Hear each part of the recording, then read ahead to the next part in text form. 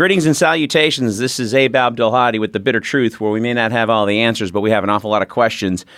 You can also follow us on patreon.com/The Bitter Truth. We're also available at no charge on iTunes and Stitcher and Spotify and all the usual suspects. Today, we have a guest I'm very excited about, a gentleman named Danny Haiphong.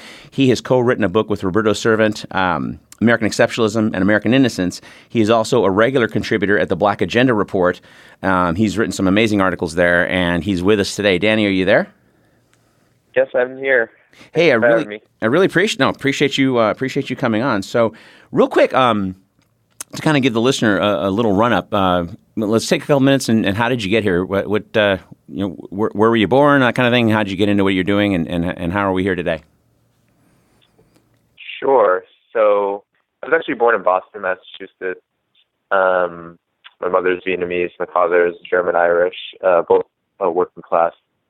And I basically came into politics and activism and organizing in college, actually. So I grew up in the liberal bastion of Cambridge, Massachusetts. And there's a real bubble, and honestly, it was a real introduction into the main topic of the book, which is American exceptionalism. And it's really strong there, this idea that the United States is reformable and that the United States has all of these wonderful qualities, such as diversity, et cetera. And when I went to college, I realized that that wasn't necessarily the case, that most major universities in the United States are rife with inequality, and they're really bastions of and training centers for the ruling elite. And that I went to a small liberal arts college, and that was pretty clear that despite whatever good intentions or ideas that students had in these universities, that most of the time those ideas were predicated upon the fact that the immense wealth and privilege and power that they have accumulated came at the expense of others. And so when I started to realize this based on my own position and how my own struggles economically really related to those who, or did not relate to those who I was attending university with, I decided to get into activism and the struggle against racism first and foremost. And that led me to Occupy Wall Street because race alone cannot explain the entire manifestations of inequality and oppression in the United States around the world. So, I went to Occupy Wall Street, spent a couple months in New York City doing a program for interning for a labor union and participating in Occupy. And I started to realize that we needed real radical alternatives, both ideologically and organizationally, to the system. And I became really, I think, influenced by the politics of Black Agenda Report and other independent media like it, which at this time there really is no independent media like that anymore, given the trajectory of what's happened to the left. But I began to read Black Agenda Report and see that, talking about race and class separately was kind of a losing game, and that it was really necessary to talk about the system of the United States as an imperial system, and one that has so effectively ensured that so many people in the United States, even the most progressive and leftist of us, are limited in our scope of analysis because of the bombardment of messages that we received through the corporate media and the political apparatus. And I felt that the Obama administration, which the Black Agenda Report focused so heavily on, was probably the most heinous impediment to our progress as a progressive and radical left. And so I started to participate in Black Agenda Report as of 2013, 14, and ever since I've been writing for them weekly, and that basically helped produce this book, American Exceptionalism and American Innocence, A People's History of Fake News from the Revolutionary War to the War on Terror, because Roberto Servant had been reading Black Agenda Report, and he reached out to me asking if I wanted to co-author the book, and it sounded like a great idea, so I jumped on it, and we published it in April, and it's been going great. Excellent. And so, and just to kind of, jump into the subject matter of the book, and I think exceptionalism to me is a little obvious, right? To me, but where does the innocence part come from? Where do we have this attachment? I was at a 4th of July party a few weeks back. Good friend of mine, nice guy, kind of conservative, but we always go back and forth and stuff, and he's a bright guy. But one of his tenets, he insists that we have the best ideals on earth. And obviously that is always a point of contention when he says it. Where does that come from? Where does that come from, that because we have the, quote, best ideals on earth, that gives us license to make the other the bad guy, specifically black and brown people? Yes. So innocence and American innocence is very important, and it's very related to American exceptionalism.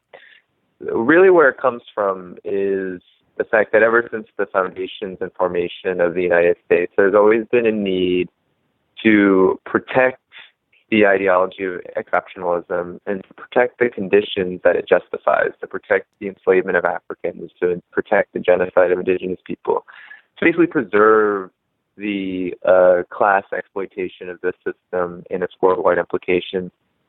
All of that has gone counter to the exceptionalist narratives that the ruling elites, whether in the corporate media or in Washington or in the boardrooms of our corporations in this country, those conditions run counter when it comes to what is actually going on for ordinary people, and especially, as you said, black people and people of color.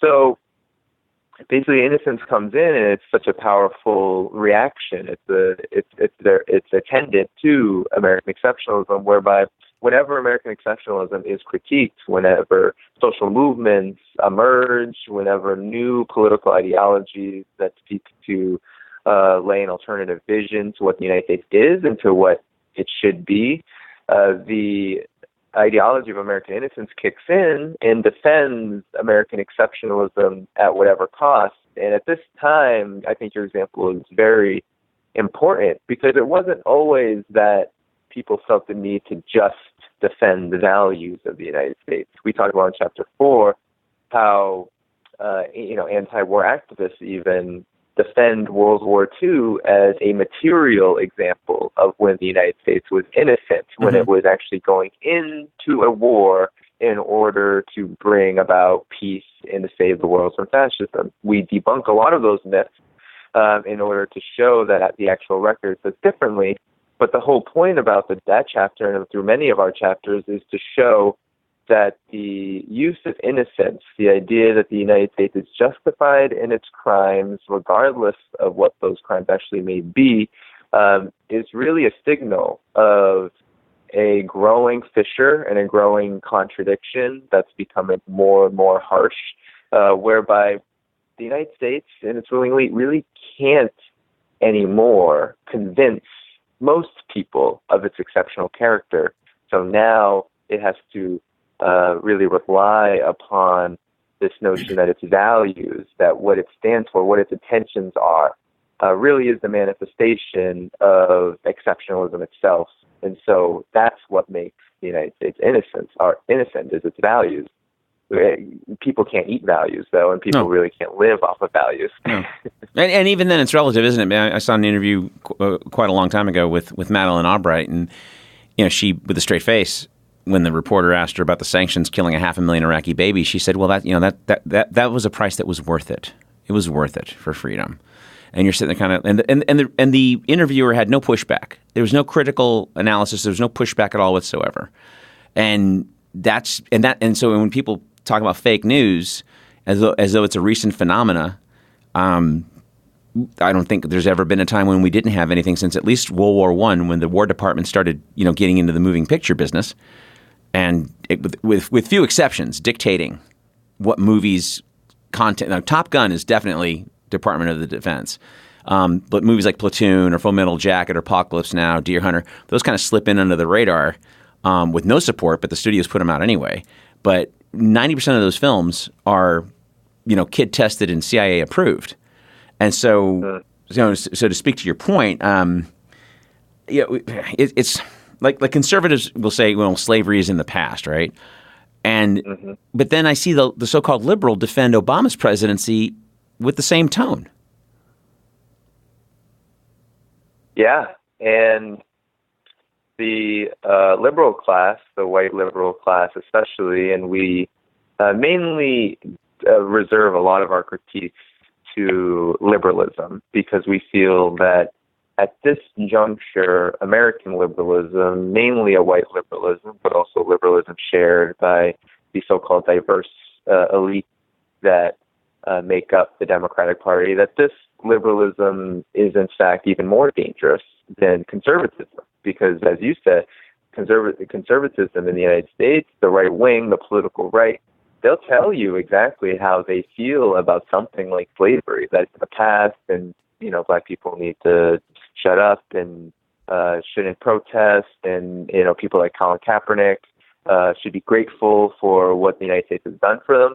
But the white liberal class and liberals generally in the United States conduct a more subtle and a more perverse form of American exceptionalism in order to achieve the very same ends. We saw this during the Obama administration, where it seemed like no matter how much the administration slanked to the right, no matter what kind of policies it was promoting and ultimately paving the way to what we have now, which is Donald Trump, whether it was through millions of deportations, the U.S. NATO invasion of Libya, and all of that could be apologized for. And Obama himself really did reflect that very apologetic and almost criminally sanctified manifestations of what the so-called enlightened liberal class really has become, which is a real danger to humanity. We saw that after the invasion of Libya, it took the Obama administration all the way up until its last weeks in office to apologize. And even then, it didn't apologize for doing it. It didn't apologize for ruining the most prosperous African nation on the continent or militarizing the rest of the continent afterward. It didn't apologize for bringing millions of people away from their homeland and forcing them into deadly migrations to the Middle East and Europe. It didn't apologize for any of that. What it apologized for was the fact that it didn't work, the fact that it wasn't smart. And that's how the Obama administration, and that's how liberals frame everything at this point. It's, if it's smart, it's okay, regardless of whatever criminal behavior, whatever criminal policies and conditions really come out of it. It has to be smart. And that's what really offends them about Trump, is that he's like anti-American exceptionalism. He rails against it, but also he himself represents what liberals do not want people to see of the United States: the racism, the crass inequality, and the overt oligarchic behavior of someone like him.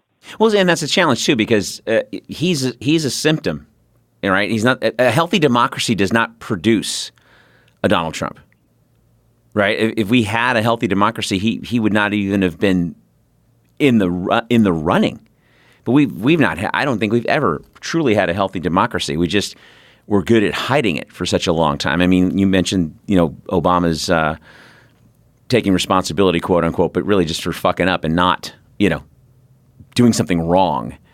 That's what his apologists would say. It's like the Democrats became Republicans and the Republicans just went insane.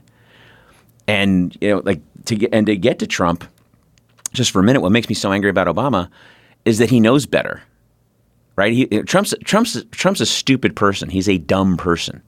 He's manipulated. Obama knows better. He was a constitutional law professor. We're about the same age. He saw the same stuff. He saw Central America in the 80s. He knows what we did and do.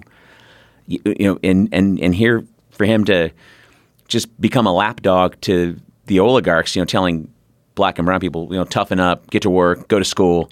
He didn't tell the bankers that. He doesn't tell defense that.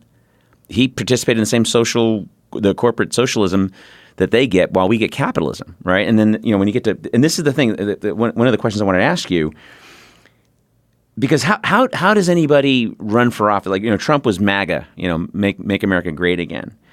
And, Hillary was like, well, America's already great. It's almost like that question, like, do you beat your wife enough? Right? How is it that these folks don't come out and educate people? It's just placate. Do you find that kind of feeding into that they know that we suffer from American exceptionalism, and then they just choose to feed into it just to keep the machine running? I believe so. It's almost doctrine in the United States, and I think it speaks to a larger issue that is really all about how the United States rests upon a foundation, it rests upon a system of exploitation, and that system requires certain doctrines, and it also requires certain conditions that help reproduce the condition of rampant inequality, of endless warfare, and endless austerity. Even in the most progressive sections of the so-called left in the United States, and that this is mostly manifested now in people like Alexandria Ocasio-Cortez and, the new Gang of Four, which has been attacked by Pelosi and Trump, and, Bernie Sanders. Even among these individuals, there is still a doctrine that has to be abided by, that their existence really can't occur within the system unless they do toe the line on certain issues. For example, we talk about in the book, U.S. foreign policy. Mm-hmm. You need to ensure that even if you say you're against war, that when it comes to the very specific questions, for example, Venezuela, you must, at the very least, demonize the country that the United States' ruling class doesn't like, even if you don't agree with the policy, because that then shows the elites that you are at least loyal enough not to challenge the policy, even if you're against it. So that's really the challenge that we have right now, is that the political apparatus is shaped in this way, that it is inherently this way. And the book that we wrote really attempts to show how that's the case, because I think that there is a little bit of a naivete, especially on the left now, where it is assumed that we can just push a politician or push certain ideas, and that those ideas will be listened to by the elites or just politicians in general, even if we don't consider them elites, but like Elon Musk, that these ideas themselves, that these sentiments on the ground that we have, most people want a universal health care. We have many people sick of wars, but yet none of that is turned into policy, and for good reason. That's because there's a doctrine, and there's also a system that doctrine is a reflection of, which requires the reproduction of these conditions. And without a fight, without a true challenge to them, which we also talk about, without real movements mm-hmm. that make it difficult for the ruling class to go on in the old way, that American exceptionalism and American innocence and these ideologies continue to be pervasive and operate in our circles and make it so we have these very naivete ideas of what change looks like, that it can just happen because the U.S. is capable of doing it inherently, that we live in a democracy, and so that will work itself out as long as we push the envelope and show that these ideas are more popular, or that they are actually a reflection of what the United States should be and will look like. But we show that, no, actually, we have to look at this as a systemic problem, a problem that's rooted in both the doctrine of American exceptionalism and everything that doctrine seeks to justify and continues to justify today. Well, and then you made a couple of points a second ago, as far as that it's like when Bernie came out and spoke about Venezuela, he couldn't just say it was wrong, right? He had to justify a couple of CIA talking points and then say, well, we shouldn't go in there. But he called Maduro a dictator, completely disavowing any election. The story, the whole thing. But there was no pushback. I mean, the bigger the pot, the longer it takes to boil, right? And I guess my question, and everything that you've seen, do you think? I mean, the Yellow Vest movement has been on almost a year, right? And they've actually achieved some things. They've gotten, I think, 6 or 7 out of their demands so far. It's not like it's utopia. They're still protesting almost every weekend. But do you think we'll ever get to something like that in this country again? I mean, the Vietnam War, I think, taught the media and the elites a big lesson, and that is that you whitewash that shit. You don't show that in its entirety. The Vietnam War ended when I was 12, And I remember every night on the news, because my dad was a news junkie, Dan Rather's in front of some bombed out hospital and they're trucking bodies out, or, if there was some iconic, like the little girl running down the road, they show that over and over. And you saw this growing up. And then by the time the first Iraq war happened, it was from far away. It was like a fireworks show. We didn't see what we did to those people, right? So, and then conversely, Kosovo, we didn't see what happened, right? And then the second Iraq war, and on and on and on. Do you see people finally rising up and getting fed up with what they're given on a daily basis, which is, it's like we treat the American public like mushrooms, right? You feed them shit and keep them in the dark. I mean, do you see us as people, as a group? Because Occupy was one of the first movements that I can remember, that was like a nationwide protest, and that got quashed. I mean, Obama sent people to crack heads. Do you see something that's going to be bigger than that coming down the pike? I mean, are people going to finally get sick of it to the point where they're suffering enough and they can't handle it anymore? It's hard to have a crystal ball. Mm-hmm. I think that, in France, the reason why the Yellow Vests happened was because there was a relative condition that workers, especially, and poor people and people generally in France expected, and that the election of Macron as an almost collapse, right? He came in on a so-called independent ticket because the Socialist Party had lost so much legitimacy. And he came in as basically a banker and started hacking away at whatever was left of France's socialized system, and especially in the realm of labor. And that completely got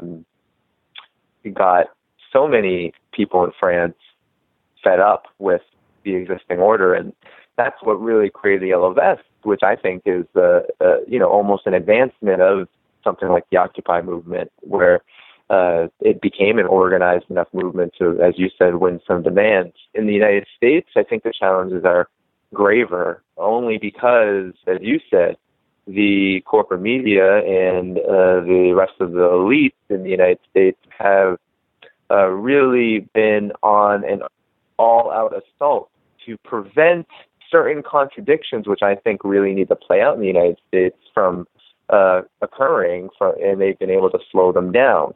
For example, I really do see the Sanders phenomenon as an extension of the Occupy Wall Street movement, almost a siphoning off of that political energy into an electoral strategy. And that strategy has been continuously crushed and smashed over the head by the DNC. Mm-hmm. And that the more that this happens, there's two real avenues that could occur from that. One, the millions of people, the great numbers of people who find Bernie Sanders, across the political aisle, a very attractive candidate, will, become outraged, or they'll become demoralized on the other hand. And I think the ruling class is really hoping that this time around, that the latter will occur, because there always is this possibility of an economic crisis. I think that the economic decline of the United States has continued over the last 4 decades, and the periodic crises only become worse and worse. We saw what happened in 2008, which really did lead into and bled into the Occupy movement and fostered that kind of response. And I do see that occurring again. And so I think that's why the United States political apparatus and its media is in overdrive right now to control the narrative, because they know better than maybe a lot of people on the ground know that if they can control the narrative, then they can slow down whatever response, whatever spontaneous response that the people muster, because they are sick and tired and can't live under these conditions anymore. That if they can control that response ideologically, then they can find ways to temporarily ensure that that response doesn't have a real meaningful impact. And I think that is really the struggle that we're in right now. The struggle is between fighting off these attacks, and most of them are ideological at this point, because it won't be until the DNC comes, the convention in Milwaukee comes, where we'll really see the DNC clamp down and enforce what it will enforce, which is picking a candidate that the Wall Street wants. But up until that point, we see a constant assault ideologically on the people, that Sanders is not capable of winning, that he's, an old man, that, and meanwhile, Joe Biden's the same age. Yeah, Joe Biden's the same. Yeah, exactly. And the whole point of it is to show that these progressive ideas are not fathomable. He's only appealing to young people, but not to old people, not to women. Elizabeth Warren is with women. Kamala Harris is with black women, so she, it's her turn. All of this stuff is going to be thrown out to confuse those who really do want Medicare for all. And heck, probably really do want the United States to scale back its trillion-dollar war machine, but won't get it because the ruling class requires that. That's the way they make their money. They reassure their existence. And it will really be up to us, I think, to push that contradiction forward. Because I think out of that really comes the next phase of this, as you say, uprising. I think the next phase is to push people into an independent direction, that a break from the Democratic Party is probably, as the engine of American exceptionalism, which it really is right now, a break from that is really critical and necessary at this point. Well, isn't identity politics part of that engine? I mean, because like Kamala Harris, I'm from California. I've been living here in Austin, Texas, about 4 years now. And Kamala Harris was, I can safely say, in my lifetime, probably one of the worst attorney generals we'd ever had. And as a matter of fact, and this is something I like to, I should write a book called "Having Fun with Your Liberal Friends at Parties," because my friends will go, "Oh, I like her," and instead of arguing with them, I'll say, "Well, why?" Well, she's a woman and she's black, and it's about time. I say, "Okay, well, did you know?" And I start pimping out some facts that about her and her candidacy. The Republican Steve Coogan that ran against her in 2010 ran to the left of her. He wanted to get rid of 3 strikes in California. He thought it was a waste of money, waste of time. He wanted to legalize pot recreationally. That was the Republican candidate. Then she gets in office, and she was sued 3 times by the federal government for prison overcrowding. In the third case, the third time she was sued, her people, because she wasn't there, her people finally said that it would be a challenge to the prison labor force if we had a prison population reduction.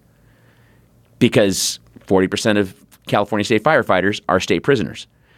And so, they also make Nikes, and they make Army helmets, and they make, Burger King outfits and everything else in the private prison industrial complex. And so, and people, and they whitewash that over. And they even whitewash over the fact that in the last 6 months, she's walked back her position on Medicare for all twice. But they just go with the identity. I mean, do you find that being an important cog in all of this bullshit? Because, Obama, in 2009, he won the Ad Age Marketer of the Year award ahead of Apple and Zappos. He was just a brand, like the United Colors of Benetton, and as Martin Luther King said, if you don't have social and economic justice, you don't have equality. You don't have civil rights. So that's great that they got a Taco Bell with, all these different backgrounds working at it, but it's not real jobs. It's not it's not benefits. It's not what we used to have in this country. But yet it just seems to get just glossed over for the sake of identity politics. I call Pete Buttigieg the gay Obama. His policies are horrible. They're horrendous. And just because he's gay doesn't mean he's more wise or more compassionate or going to be a nicer person or understand the ills of the poor. He can't even run South Bend, Indiana. He's got a horrible police problem there. But everyone keeps saying, "Oh, he's gay. We need a gay president." Well, there's a million gay guys running around. Let's talk to them and see what their policies are, because this guy's policies are horrendous. Do you find this identity politics cog like a big? Am I making too much of it, or is it a big part of how they just kind of gloss over the flaws of these people running? I would say it's a huge part because. And not least because in the book, we dedicate 2 chapters on the violence of inclusion and the fact that we feel that identity politics, we call it the politics of inclusion and diversity, are really meant to save American exceptionalism from itself. Really, it was a response to the Black liberation movement and the liberation movements of the 60s and 70s, whereby part of the reform project of the United States at that time was not only to end the draft, it was in order to tamp down the anti-war movement. It wasn't only to institute certain civil rights reforms in the product of desegregation and whatnot, but it was also and the Voting Rights Act and all that. Mm-hmm. But it was also to ensure that a certain political class was developed, and mostly who was targeted were the Black community, and certain political figures were able to develop within that community in city council, Congress, all the way up to Congress, and then Obama kind of really was the climactic manifestation of what all that really meant when he was elected president in 2008. It also occurs in the Latino community and as you said, the LGBTQ community. That a very similar, what we call politics of counterinsurgency through diversity and inclusion, have become so important to the maintenance and upkeep of the system. Kamala Harris, in many ways, has just as horrific of a record as Joe Biden. Right? Joe Biden, of course, has political mileage over her, and he, of course, has been basically governing as a Republican for many, many, many years as a senator, first as a senator in Delaware, and then all the way up until his vice presidency. But Kamala Harris is the modern manifestation of what all that is through the politics of diversity. She has, as you mentioned, so much of her bad and terrible policies has been able to get away with it by posing as what American exceptionalism looks like aesthetically. And that's really what diversity is all about, is that the United States has progressed as a country because it allows people like Kamala Harris to have careers in political office, thereby completely diluting whatever policies and whatever politics that she really stands for, who she stands by, which is the rich. We saw that with her bailout of One West Bank. That's right. And we also see that she is basically a defender of the prison industrial complex and the police. And she has repeatedly ensured that people, especially Black men, die in prison on death row, and by keeping them there on false convictions and on tampered cases. Mm-hmm. And we also see that with her, with her complete opposition to independent investigations through the Justice Department of police murders. And there was a famous case I know in San Francisco where she was really at the heart, that her office was at the heart of stopping that. Right. So, all of this shows that really diversity was meant to create a more effective evil. It was supposed to create a more effective ruling class that could manage the racial contradictions of society and also the other, other contradictions and chasms that exist in society in order to further the political project of imperialism and the economic project of imperialism. And that's what has occurred through Obama. That's what has occurred through Hillary Clinton and all the so-called inclusive members of the ruling class. And we have to get real about this, because if we don't, then the left is going to continuously, run into devastating walls where it continues to just flock in its entire opposition to the white man's party, to the Republican Party, and to the political right, without addressing who is and what is buttressing that political right, and that is the Democratic Party and the politics of identity and inclusion and diversity. Well, it's an obvious trope. I mean, the DNC has been trading on the FDR days for the last 70 odd years because they've become less and less that way, especially the last 40 years. And you look at guys like, like you said, Joe Biden has been there for a million years. No one, but the guys that are like him, in my estimation, that are really no different, who became that, like Jesse Jackson, Al Sharpton, John Lewis, Elijah Cummings. These guys were at the forefront of the civil rights movement, and just you watch them sort of trade their good name in for some security and a steady check, because really that's all it is. Al Sharpton has never said he's no Cornel West, right? He never said a critical thing about the Obama administration, ever. That's why he's got a show, right?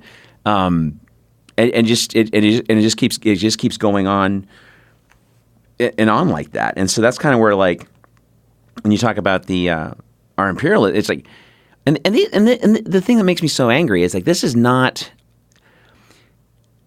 If I was to say, for example, like a couple weeks back, where I was talking to a friend of mine about Iran, and he was giving me this crap about, well, they pull a lot of crap, and like, what crap do they pull? I'm dying to know. Well, they support Hezbollah and Hamas. Well, if there was no Hezbollah, Lebanon would have been annexed by Israel years ago, right? So is it a bad thing they support Hezbollah? I mean, that's the other side of it that you don't see, right? One man's terrorist is another man's freedom fighter. But do people, like, I don't expect them to know the Spanish-American War and the Maine. That's geek stuff that I do. But last week, you mentioned Libya a minute ago. Libya, Syria, Iraq twice, Afghanistan, what we're doing in Yemen. The Saudis, our, quote, allies, chopped off 37 heads on a Tuesday. And yet, here are these guys who don't say a thing. They don't push back critically. And yet, you have the, quote, Republican who doesn't like the Democrat because they think the Democrat is, quote, a socialist, when Obama was basically the black Reagan. So, I mean, where's the educational system in showing us our history? I mean, high school was high school. But by the time I got to college, I had some professors that were actually pretty creative.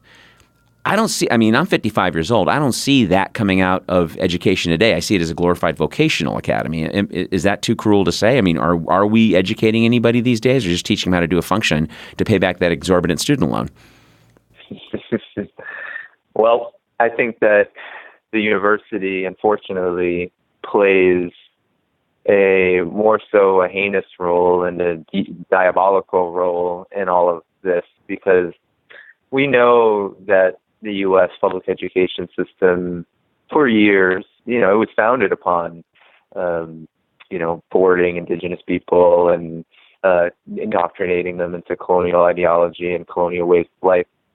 But we know that the modern U.S. public education system, all the way up until college, is not only being slashed and dashed through austerity and privatization, but that it has always been limited in its ability to really teach a true version of history. That's why books like ours was written. That's why A People's History in the United States was so popular, and lies my teachers told me. So all these books are so popular because public education just didn't do that.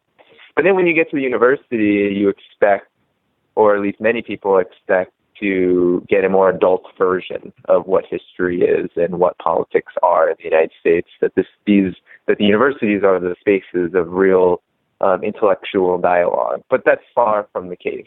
What we have in most universities, if not all of them, aside from a few professors here and there, is a completely neoliberalized institution, which, as you said, really is most concerned about its profits. It's most concerned about how it's able to collect the debt that that the exorbitant tuition costs now impose on millions of students in the United States.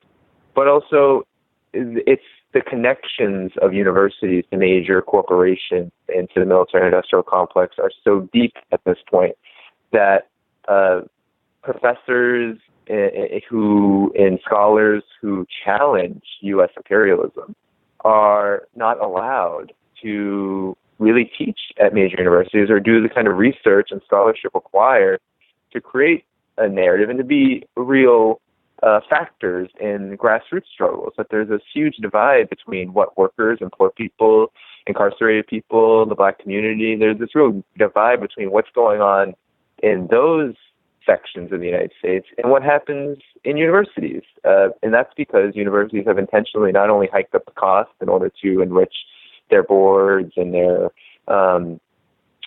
presidents and whatnot, but also it's a systematic political move to ensure that their benefactors, their donors, those who give them their endowments aren't threatened by the student body themselves. And this was really a response to the Black Liberation Movement too, because a lot of the Black Liberation Movement was really centered on major campuses in California and across the country, and real progressive programs came out of those struggles, like the Black Studies programs, which exist in colleges throughout the country, which are now under grave danger because universities are slashing them and getting rid of them. And, a friend of mine, Tony Montero, was fired because of his so-called communist politics, because there's a real effort right now. What year was that? Ensure that was 2014, I believe. We're still talking like that? Yeah, that happened. And, Malefi Asante, who became the de facto chair of the Black Studies Department, and, he was a so-called, Black nationalist, pork chop nationalist, as Huey Newton once called them, who collaborated with the white administration at Temple to get rid of him. And that, things like that are happening throughout the country. There is this purge of real academics who are on the left. And if you don't toe certain lines in academia, you're not friendly. You're not going to last very long. And I think that is really the biggest problem with the university, is that not only is it so inaccessible for poor people, working class people, Black student attendance is so low because of just the poverty that exists in the Black community, and not, the inability to get into some of these institutions at all. But also, when Ford talks about this, the whole initiative of diversity was really a product of a Supreme Court case, the Bhakti case, which eliminated affirmative action, so to speak. It got rid of the mandate for universities to have so-called quotas, which was really just a guarantee that Black students would be admitted to colleges and universities. Now that's gone. And so now diversity is the new trend and phenomenon. And you go to many of these universities, including the one I went to, and you'll see that diversity now means ensuring that certain sections of the oligarchic elite from abroad are brought in and given free tuition. And you can continue that cycle of global imperialism by giving certain sections of the neocolonial elite free education, instead of ensuring that, students, working class students in the United States have access to higher education. So that's really, there are all these subtle policy manifestations, but really what we're up against is the fact that universities are factories for ruling class ideology. And that's what the elites really want them to be. Well, and we kind of touched on it a second ago, because I think this kind of feeds into what you're talking about as well, the way we enculturate people in this country. And, we talked about the War Department before it became the Department of Defense in the 40s, and their hand in media. And I sort of see, and I'm a comic geek, but what I see with the Marvel comic movies, especially the MCU, is that furthering of the narrative that the government is good. You guys mentioned Captain America in the book. That's a symbology, and I like that actor quite a bit. I've seen him in other things, but as far as the idea, it's and they all work for this secret organization of the government, but they're for the benefit of the world. They're good. And with little exception, like the Netflix shows like Daredevil or Jessica Jones, it's almost all that kind of that kind of narrative, that kind of a story. Whether it's Iron Man or Thor or Captain America, it doesn't matter. They're all working in some way or shape or form. They're an extension of the government, right? So if they're saving the world, it's because the government is saving the world. Black Panther was the same thing. Go ahead. I'm sorry. Oh no, I was just agreeing. Yeah. So, and I know in the book you mentioned Hamilton, which I had not seen the play. I don't know the musical. I know what it's about more or less. It just seemed like a strange play to me. Like, let's pretend Alexander Hamilton was black, and what would have happened if he was? Am I misunderstanding the concept of that play? It just seems like a very strange play to me, but it's a huge hit, right? Is that part of the dumbing down, the whitewash? Like, slavery was a thing. We apologized for it. Move on. I mean, am I conflating a couple of things here? I don't think so. Hamilton is, as we were talking about before, with diversity and multiculturalism and all of this. It's really a dangerous play because it forwarded this message that you could leave history at the door. Actually, that's what Miranda, the creator of Hamilton, basically said, was you can leave your cultural baggage about the founding fathers at the door and enjoy history through the lens of what it may be if you were able to, as a black community, enact it yourself. And it was very perverse because Alexander Hamilton, even though people say he didn't own slaves, his family did, his wife did, and his wife's family did, and he, helped sell them. So he wasn't some benevolent actor, but that's really what Hamilton was all about, is to create an image of history where we could see the founding fathers, who were by and large oligarchs who were invested in native slaughter and in African slavery, were in fact, freedom fighters, and what we've heard throughout the course of our entire lives and what many generations have heard since the foundation of the United States. So, that being said, there's a real parallel between something like Hamilton and the Marvel films. We talk about Black Panther in the movie because Black Panther does center a white character in the most important parts of the film, who is a Central Intelligence Agency operative. And he basically is the hero of the movie, even though the movie tries to do its best to center its quote-unquote diverse characters in the film.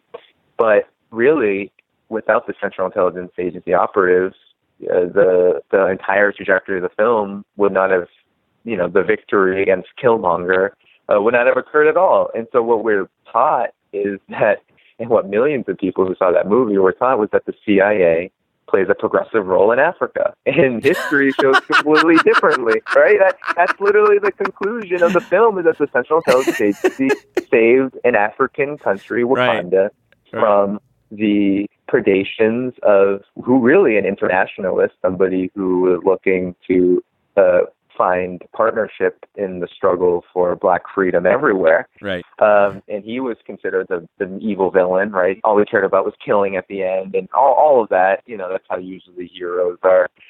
Any progressive ideas are depicted in superhero movies, but that could be accepted in a lot of ways, because we can expect that, given that the military-industrial complex is all up in film.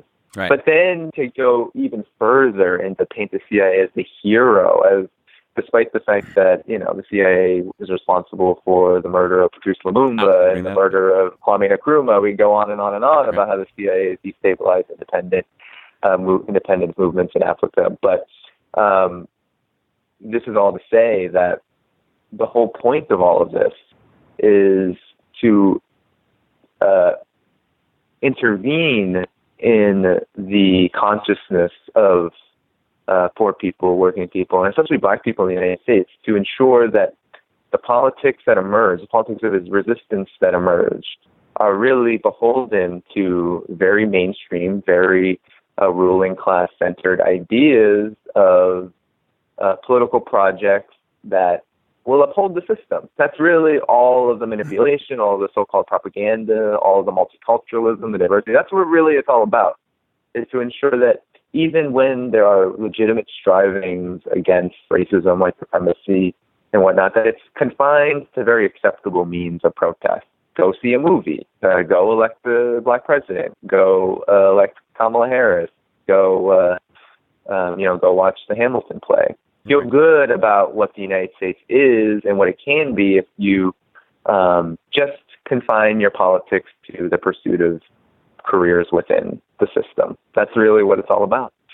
Yeah, well, no, I mean, we got a few minutes. I agree with you wholeheartedly. I think again, my friend earlier in the show, I mentioned, with a straight face, we have the best ideals, therefore we deserve another chance to bring peace to the world. I said, we've fucked up every chance we've ever had. I mean, can you, Danny Haiphong, tell me, because I obviously you've got more on this than I do, and I'm going to be generous here. Let's just go back to World War II. Is there a country since World War II, and the Marshall Plan to me counts and doesn't count. We could do an hour on the Marshall Plan, but we bailed out a bunch of white countries. We bailed out Japan. We knew what they could be because we knew what they were. But after World War II, has there been a country that we left better than when we found it?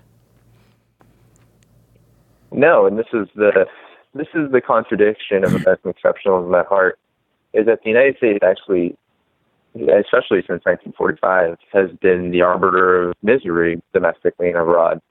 And the defense of these values that the United States supposedly holds is quite ironic, given the fact that nations that have attempted to construct political and economic systems where values and policy are aligned have been the targets of U.S.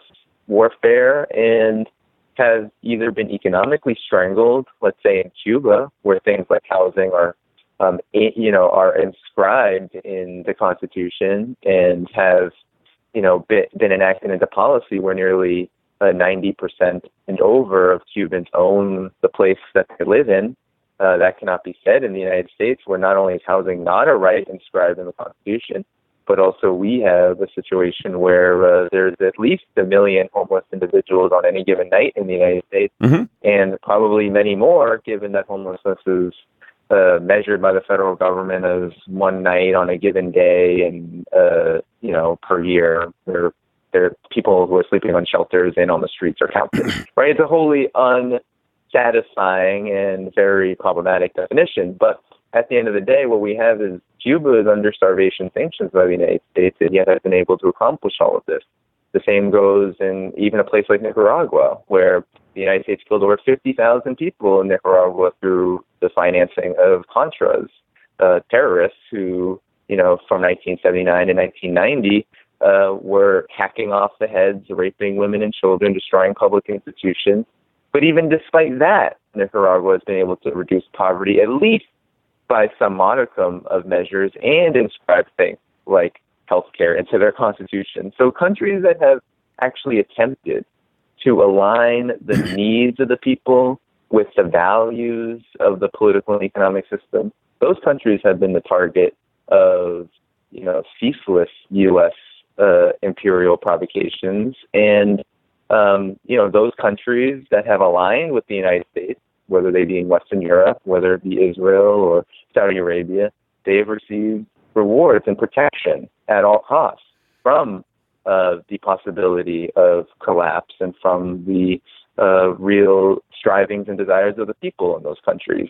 So that's really the story of American exceptionalism since 1945, is that these values that the United States hold have really just been weapons to justify enormous crimes and to make people in the United States feel superior to others.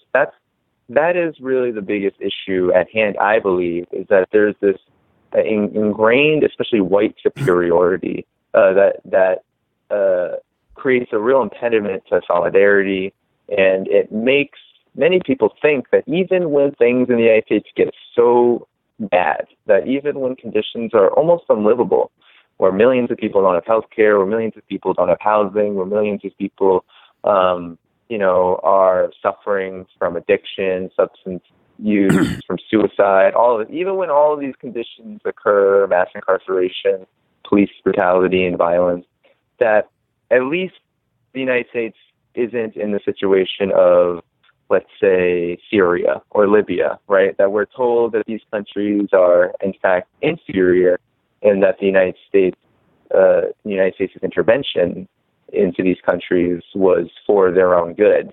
And I think that that is really what we need to focus on in terms of building a new consciousness that not only just says American exceptionalism, that's rubbish. That's not enough. We need to ensure that we understand what is the function of all of this. Why are we told constantly that the values of the United States are something to uphold? Do we, is the focus on values so important that we completely miss what is really going on? Because I think that, domestically and abroad, because I think that tells the story of of where we're going to need to go from here. It's the nature of hegemony, isn't it? I mean, it's the white point of view is going to teach these, minorities, these black and brown folks. I mean, we have a poverty rate that is more than the population of Venezuela, right? We have a 12% poverty rate, adds up to about 40 million people. Population of Venezuela is roughly 39 million people. So, by the metric that was pitched to us, we should be invading Colombia, for example. They have a 30% poverty rate compared to a 4% poverty rate. They actually do kill journalists and campesinos by the thousands. They do rig elections. Human rights violations up the ass. But they say they're democratic and they're, quote, capitalist, which means they give us their crap for free and they allow us to enslave their people for 15 cents a day and no bathroom breaks. Because when I was a kid in the 80s, nobody gave a shit that Venezuela had a 50% poverty rate and people were starving to death because they said they were capitalists and they were giving us their oil for free. And, we paid some guy a couple $100,000 a year, which is what we did with Augusto Pinochet in the 70s. We overthrew Allende in 73, and we installed this brutal dictator general and paid him a couple $100,000 a year in a Cadillac and made sure that his army was on our side. And he got to die of old age. Yay, him. But in wrapping up, I mean, you make an excellent point that we can't just say American exceptionalism is rubbish. Moving forward, how do we go about getting the information out there? Because like I said, I'm not talking about the USS Maine. I'm not talking about the Gulf of Tonkin. I'm talking about last week. And I'm arguing with people about Iran and Venezuela as though the last 20 years of U.S. imperialism failures and us getting our asses kicked Vietnam style in 6 different countries right now, it's like a secret. And people look at you like you're doing card tricks in front of a dog when you say, hey, we spent $7 trillion in Iraq and we're getting our asses handed to us in Iraq. Do you know that, right? Well, are we still there? Yeah. I mean, so what's the next? What are the next steps moving forward? I mean, we got a couple minutes. I know you can't, fix the American media in 2 minutes, but like, what are some of your ideas or some of your thoughts moving forward? What we could do is like just individuals, like the listeners out there, they're just listening to the show. Right. Well, I think first and foremost, what's most important is to, one, the progressives and leftists of all stripes who are sick and tired of the establishment narrative, the American exceptionalism and innocence, and the constant bombardment of these ideologies and how far away they are from the conditions that exist on the ground, that the first step is to really abandon the Democratic Party, begin to seek alternatives to the Democratic Party. That's the experience, I think, for me. That's how it began for me. I voted for Obama in 2008. But when I started to seek alternatives, when I started to see, wow, the Obama administration is bombing Libya, it's bailing out the banks, it's enhancing the surveillance state, it's demeaning and degrading black people, it's talking down to Africans, all of that really forced me into figuring out, well, what's the alternative? And more of us have to get into that mindset. And then we need to defend, support, and begin to unite, especially those of us in the media. That's going to be a real important thing, is that independent media, people who are in that milieu, writers, activists who write, independent media journals, podcasts, all of that, there needs to be some unity and coordination together, because at this time, the U.S. ruling class is so desperate to control the narrative that it is actually censoring a lot of political material online in the name of Russiagate. Mm-hmm. And we need to counter that. That is so important to counter, because we already are under-resourced. We're already on the grassroots. We don't have people paying us to do this kind of work in a way that's sustainable. And we can only begin to build those organizations and those institutions when we support each other. So I feel like if you're into independent media, if you're listening to things like this, that finding ways to support those who are doing it, as well as finding ways to get involved in it, is going to be important, and ensuring that the ruling class does not get to limit the ability for others to see our work, on various platforms. That's going to be very important moving forward. Wow. Well, thank you for all that. Thank you for spending the time with us today. I like I said, when we connected, I was really, really excited to have you on the show. So it's been a real pleasure, and I'd love to have you come back on, talk about some other stuff, or hopefully your next book. Folks, my guest tonight has been Danny Haiphong, who's the author of American Exceptionalism and American Innocence. He's also a regular contributor to the Black Agenda Report. And again, you can visit patreon.com/The Bitter Truth, where you can become a bitter pill or a spoonful of sugar. And, and obviously, this is available to you at no charge. But if you want to support the show, it's there for you. And again, guys, if this stuff makes you uncomfortable, it's supposed to. Sleep tight.